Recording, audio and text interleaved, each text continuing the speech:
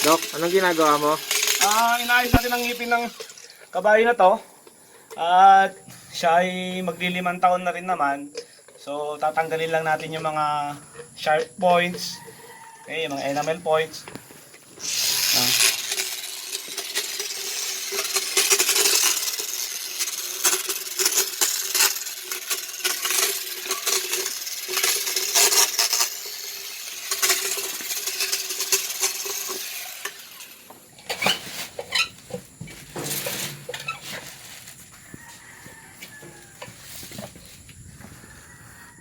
Na kayo, bago lang itong gamit natin, pero masasanay din tayo. Okay? Ayan. Napakaganda. Napakagandang gamitin.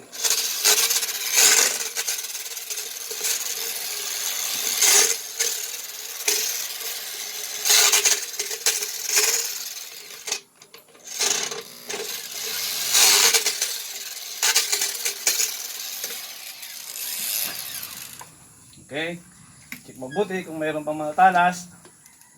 Okay. Okay. Ito pa, panti pa.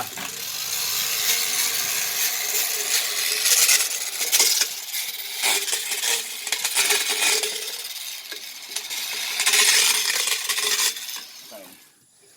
So, sunod natin ay yung manual float natin.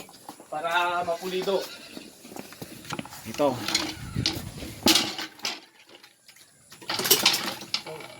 Sa maliit lang siya. Bagay. Okay. Camera rolling. Okay, so finishing na tayo. Mabilis lang naman ito. Diyan, tali. Oo. So,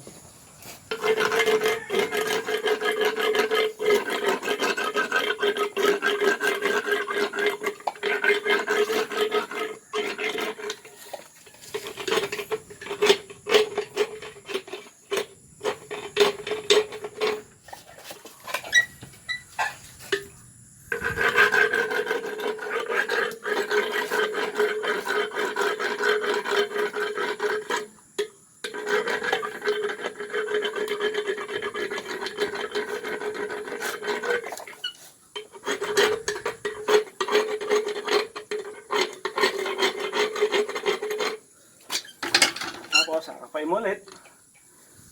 Yan. Kabilaan, taas. Taas. Yan, ganun yung ngipin niya ngayon. So, nawala yung mga sharp points. Okay, yung mga enamel points, mga hooks, wala na rin. So, okay. So, i-rinse na natin siya para magawa naman tayo ng susunod pang kabayo. Okay. Baba mo lang kuya, baba na ulo.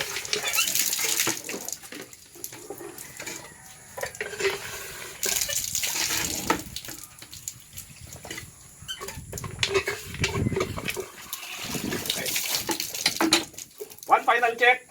Kapain ulit. So aside from kakapay mo, kailangan makita mo rin. Okay? Okay? So sa paghila ng dila ng kabayo, huwag masyadong malakas. Baka naman mamaya ay may masirang structure dun sa loob. Okay? So dahan-dahan lang na hindi naman siya masasaktan. So yung kabayo ito, okay na. Next na tayo. Okay? At yan po ang kwentong kabayo ngayong araw. Yeah. Salamat, Dok. Thank you.